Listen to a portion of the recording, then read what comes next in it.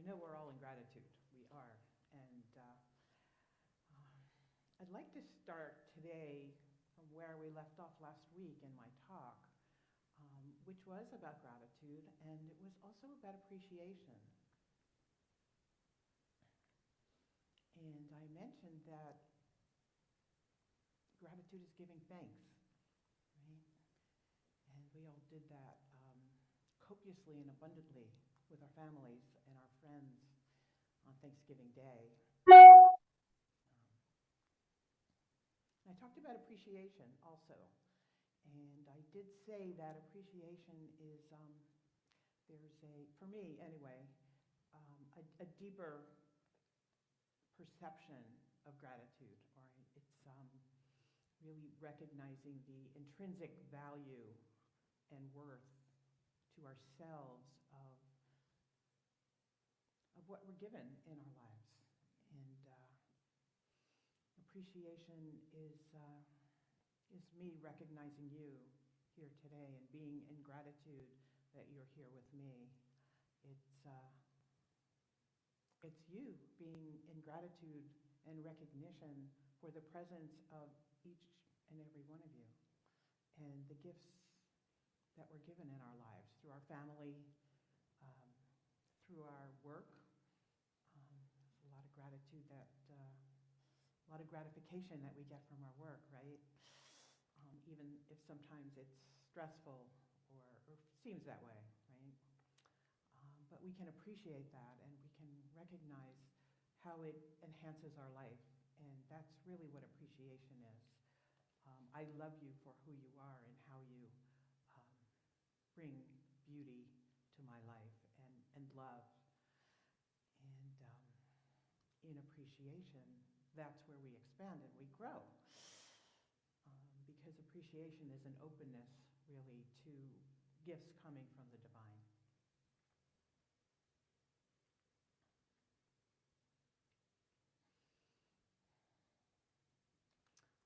I talked also about beauty last week, and I just want to touch on that briefly because so many gifts come to us through divine expression, our own divine expression. It's the divine really manifesting through us.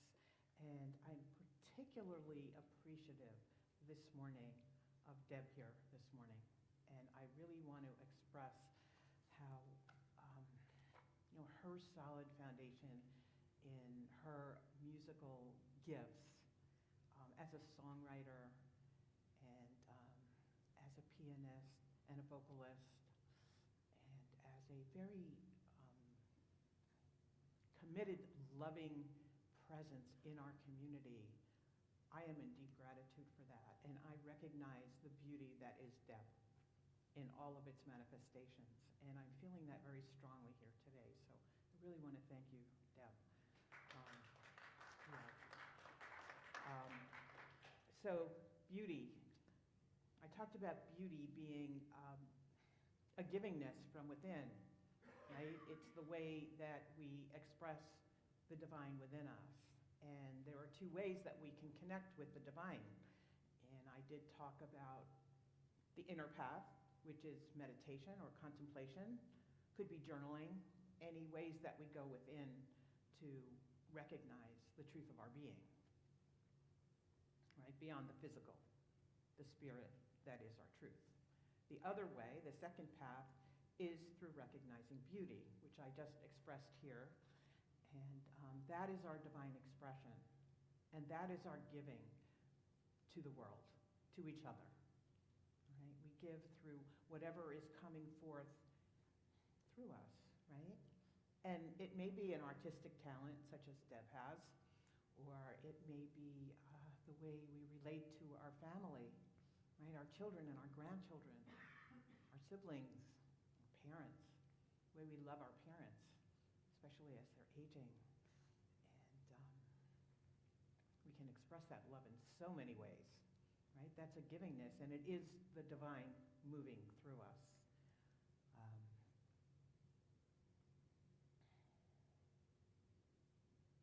There's a big sort of holiday coming this week, and I think of it as a holiday because Giving Tuesday is 2 days from now. And there are lots of letters going out from various communities requesting financial donations. And CCL is among them.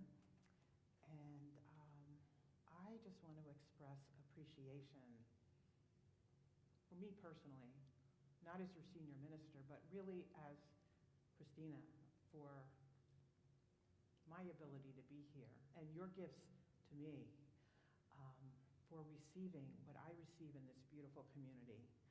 And there are a number of you here in this room today who came last Tuesday and supported me when I spoke to the Interfaith Thanksgiving service gathering. And it was a real deep expression of love.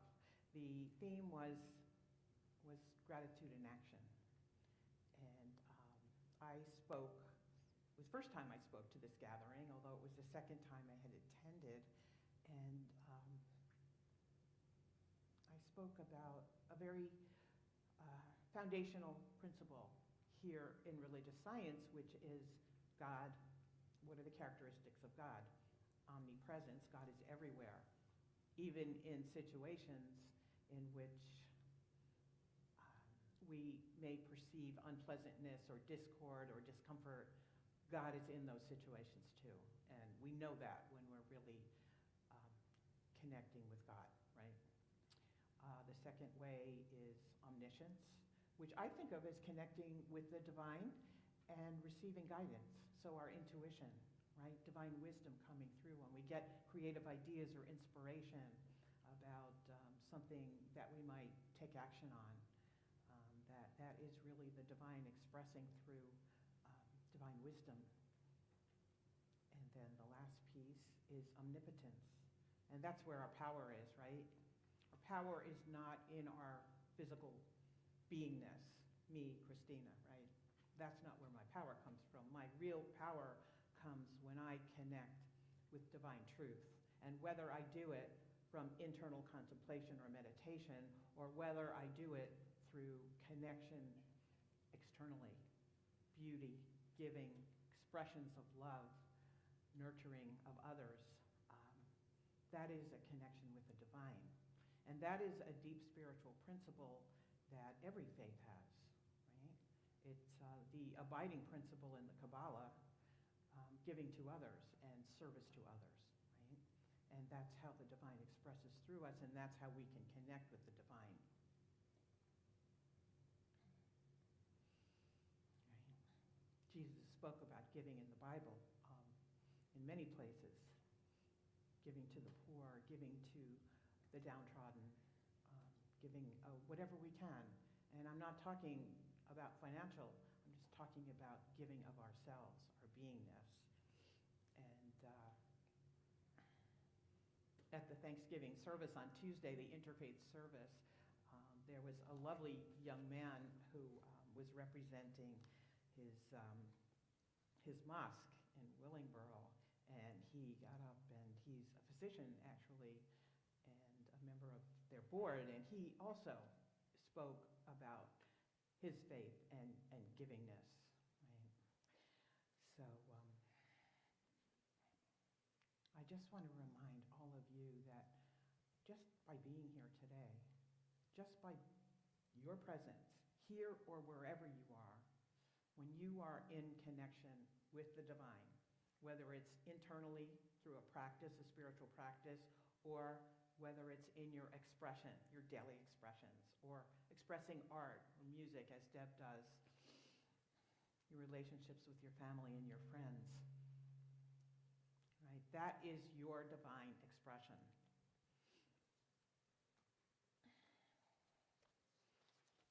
In terms of looking at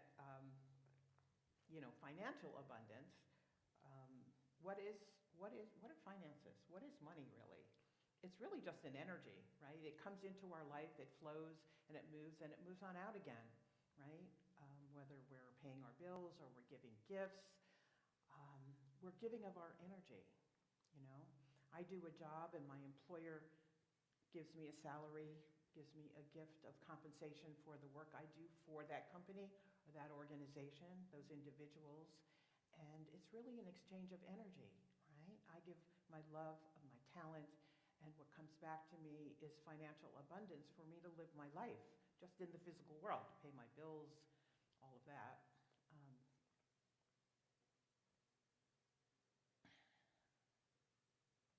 Just lost my train of thought. So early this morning, a book came to me, a title of a book that I have loved deeply for many years, and it just popped into my mind.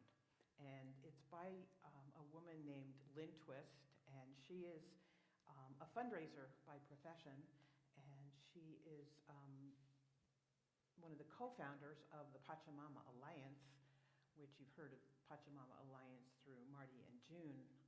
But prior to that experience, she had been a fundraiser for an organization called the Hunger Project.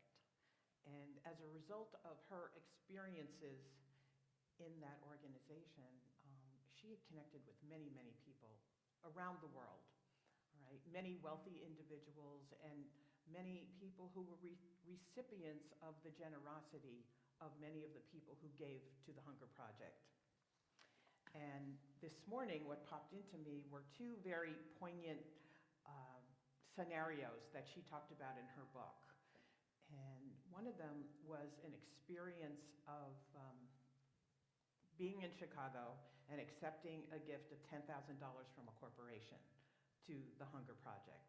And so she flew from wherever she was, I believe she was in New York or Washington, she flew to Chicago to accept the gifts. And you've all seen like press releases of corporations that give these big, huge checks and they present it to the representative of the organization. And there's a press release that's done, and oftentimes it's reported into the media, especially if the gift is large enough. And she had the experience of being at this presentation, and the energy and the behavior of the CEO of the company was, well, it was one that was not of gratitude, let's say that. So he made it very clear to her that it was not his idea to be making this gift on behalf of his corporation, so perhaps his board wanted to do it or whatever, but he was not in agreement with it. And she got back on the plane, and she had this check in her, a real check now, not the big, huge cardboard thing. And she got on the plane, and she felt so disturbed by the energy of the giving and how it was presented to her that she got home that night, and she actually returned the check to him, right? A $10,000 check for hunger, right, to feed the hungry. And she really felt that the gift was not giving in the spirit of love and kindness. So she sent it back to him with a note, thanking him, but saying, I really, on behalf of my organization, we cannot accept this check. Prior to her doing that, when she was flying back to New York from Chicago, she went to another gathering. And this was in New York City in a community in Harlem. And it was a group of mostly women, and they had been organized by one of the women who had really felt so inspired by the work of this organization and the people that were receiving benefits, hungry people in other parts of the world, Africa specifically, but other third world places as well. And so she gathered a group of women in her community who came to hear Lynn speak about what the Hunger Project does. And she made a request for contributions, and there was a basket, right? Then she asked people to give if they felt inclined to give. And nobody said anything. Everyone just kind of sat there. And then at one point, an elder woman in the community stood up, and she walked up to the basket, and she put a small amount of money in there. And she said to Lynn, she said, I have not been blessed with magnificent riches in my life. My life is one of service. I work very hard for every penny that I earn. But I am so deeply grateful for the work that you are doing and that your organization organization is doing to feed hungry people around the world, that I want to give what I can to this project. So that spurred everyone else to come up and give as well. So there were maybe a few $100s that were collected that night. And that image of that meeting has always stayed with me because, Lynn said, it's not the amount of money, it's the spirit, it's the givingness from the heart that is really important when we give. The other image that I have from that book is really about butterflies and moths, right?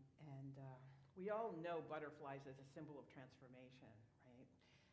And why is that?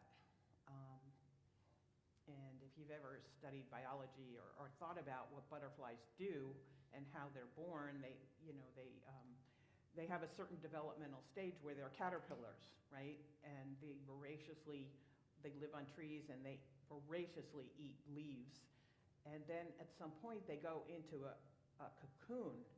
And once they're in that cocoon, their physical body almost completely disintegrates into mush. I mean, all of their physical structures just dissolve. And there are certain cells in the body of a moth and a butterfly that are called imaginal cells, and they're in little discs. And they have the genetic and the developmental information, the coding information in the DNA to create a butterfly or a moth out of what used to be a caterpillar. And they're called imaginal cells. They're in discs called imaginal discs. And she uses that image to really talk about transformation. And she says that when we give from our heart, it transforms us.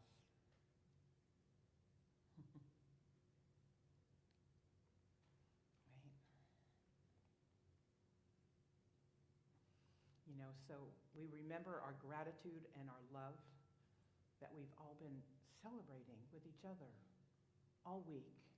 And that has really, for us, kicked off the holiday season, right? We're going into the season of Christmas and Hanukkah, which happens to be the same day as Christmas, I believe, this year. So we're in gratitude. Let's also be in appreciation. And when we're in appreciation, let's remember this community, CCL, and why we're here.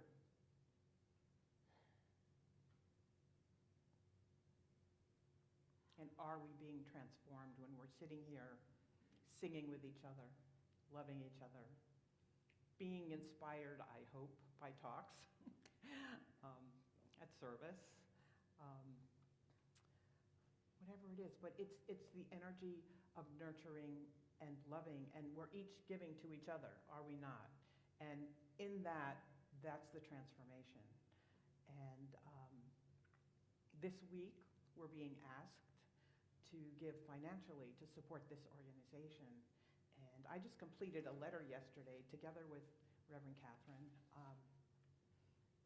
just reviewing the many different activities that our financial abundance has really supported over the years. And it's very interesting when we do that because we remember, we forget what we did last February.